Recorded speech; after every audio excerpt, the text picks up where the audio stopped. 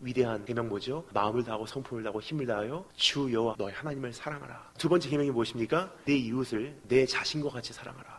이것은요, 하나님께서 우리에게 주신 잣대입니다. 내가 정말로 복음을 소유하고 있다면, 내가 정말로 하나님을 사랑한다면 내 이웃을 내 몸과 같이 사랑할 수 있을 것이다.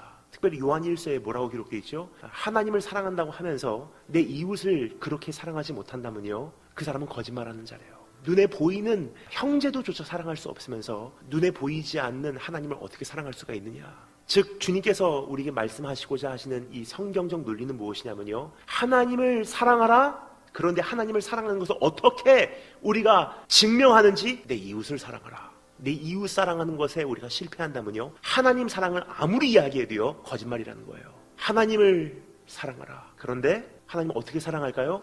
네 형제를 사랑하라. 근데 그 형제 사랑이라는 것은요, 그냥 감성이 아니에요. 성경에서 말하고 있는 이웃 사랑이라는 것은요, 표현이고요, 예의고요, 매너고요, 됨됨이고요. 그래서 성경이 말하죠, 사랑은 무례히 행치 아니하고. 이게 사랑이에요, 사랑. 그러니까 사랑은 내가 너 사랑하는 줄 알지? 실컷 화내놓고, 실컷 들을 말 안 들을 말 다 이야기해놓고, 사랑하는지 알잖아. 안 돼. 그 말이 아니라는 거예요. 그럼 사랑이라는 것은요, 무례히 행치 않고 예의가 있고요, 매너가 있고요, 틀이 있고요, 그 사람에 대한 배려가 있고요. 그게 사랑이에요. 근데 다시 한번 말씀드리겠습니다. 마음을 다하고 성품을 다하고 힘을 다하여 하나님을 사랑하라. 그럼 하나님, 내가 주님을 사랑하는 것을 어떻게 증명을 할까요? 내 형제, 내 이웃을 그렇게 사랑하라. 여러분, 나라가 망하는 것은 하루 이틀에 이루어지는 것이 아닙니다. 패역한 시대로 접어들면 결과적으로 나라와 민족은 멸망하게 되어 있는데, 그 패역한 시대를 키워낸 부모 세대의 책임이 크다는 사실을 느끼시고 계시는지요? 그래서 성경에서는 자녀 교육에 대해서 지나치게 들릴 만큼 엄격하게 권면해주고 있는 말씀들이 있습니다. 잠언 22장 6절 말씀, 마땅히 행할 길을 아이에게 가르치라. 그리하면 늙어도 그것을 그가 떠나지 아니하리라. 잠언 13장 24절, 내를 아끼는 자는 그의 자식을 미워함이라. 자식을 사랑하는 자는 그를 징계하느니라. 잠언 23장 13절부터 14절 말씀, 아이를 훈계하지 아니하려고 하지 말라. 채찍으로 그를 때릴지라도 그가 죽지 아니하리라. 네가 그를 채찍으로 때리면 그의 영혼을 수월에서 구원하리라. 제가 어머니께 참 많이 맞고 자랐어요. 어머니하고 저하고는요, 한 가지 약속이 있었습니다. 어머니는 웬만하면 참으신다는 거예요. 하지마 하시고 참으시고, 하지 마라 또 참으세요. 참 오래 참으시다가 결국은 회초리를 드세요. 근데 저희 집에 한 가지 법칙이 있습니다. 회초리를 들 때까지가 오래 걸리지, 한번 들면요, 그것이 몽둥이든 아니면 그냥 조그만 나무 가지이건 들 때까지가 오래 걸리지, 회초리를 한번 든 이상 부러져야지 끝나는 거예요. 제가 잘못을 합니다. 어머니께서 드디어 그날 회초리를 드시기로 작정을 하세요. 그리고 저희 이모들을 부르십니다. 누구야? 회초리 갖고 와. 저희 이모들께서 저에게 원한이 있으셨는지 아니면 상황 판단 능력이 없으신지 모르겠지만 굵은 몽둥이를 갖다 주세요.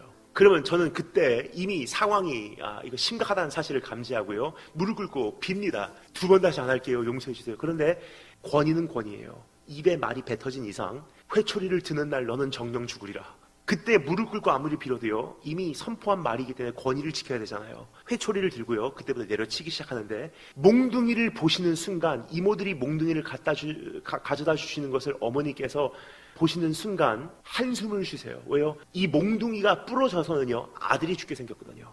우리 하나님도 그러시지 않을까 생각이 돼요. 우리를 기뻐 징계하신 분이 아니세요. 참 싫으실 거예요. 근데 권위니까, 하나님의 약속이니까, 하나님의 하나님 되심이니까, 그리고 이렇게 살아가선 도저히 안 될 것이기에 하나님께서 기다리시다가 회초리를 드세요. 근데 그것을 드시면요, 부러질 때까지 때려야지 끝나는 거예요.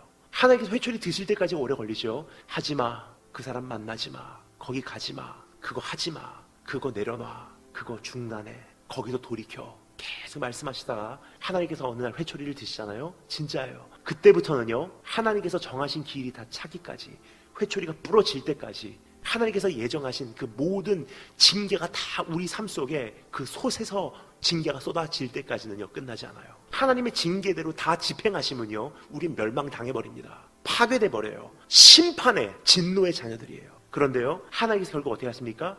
하나님께서 선포하신 그 말씀은 집행하시되 궁극적으로는 자신의 아들을 죽여버리셨어요.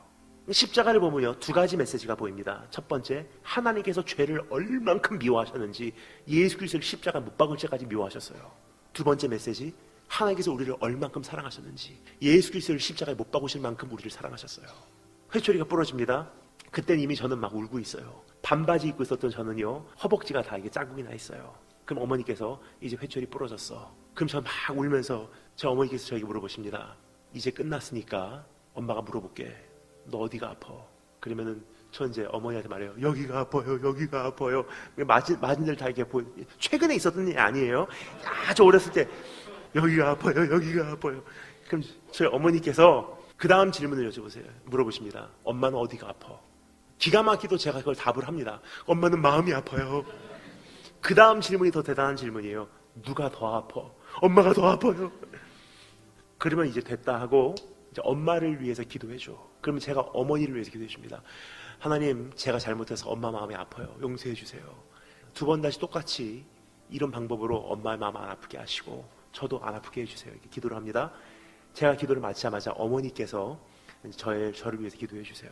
근데 기도의 내용을 지금까지 잊지 못합니다. 하나님, 혹시나 행여나 부모의 잘못된 인격으로 감정이 들어간 회초리를 들었다면 용서하시고, 하지만 부모가 오늘 회초리를 들고 그 회초리가 부러졌기 때문에 한평생 살면서 이 아이는 하나님의 회초리를 맞는 일은 없게 해주세요. 오늘 부모의 회초리가 부러질 때까지 맞았습니다. 그렇기 때문에 한평생 살면서 적어도 하나님께는 회초리 맞지 않도록 해주세요. 예수님 이름으로 기도합니다. 아멘 하면은 이제 저 울고 있는 거예요. 그러면 어머니께서 이제 이모들 다시 한번 부릅니다. 안티프라민 갖고 와. 그 다음에 연고를 다 발라주면서 딱 끝나면요, 언제 그랬냐는 듯이 저는 또 뛰어놀아요. 지금 말씀드리고 있는 것이 바로 이것입니다. 성경에서 뭐라고 말하고 있죠? 아이를 훈계하지 아니하려고 하지 말라. 채찍으로 그를 때릴지라도 그가 죽지 아니하니라. 네가 그를 채찍으로 때리면 그의 영혼을 수월해서 구원하리라. 부모의 회초리가 부러지면 하나님께서 그 자녀를 향해서 평생 회초리 안 들어도 된다는 거예요. 점점 만만치 않은 세상으로 변해가는데 여러분의 자녀, 여러분의 손주 어떻게 이 세상에 남기시고 가실 생각이십니까? 묵시가 없으면 백성들이 방자행한대요. 근데 여기서 말하는 묵시는요, 우리가 일반적으로 생각하는 환상, 비전이 아니에요.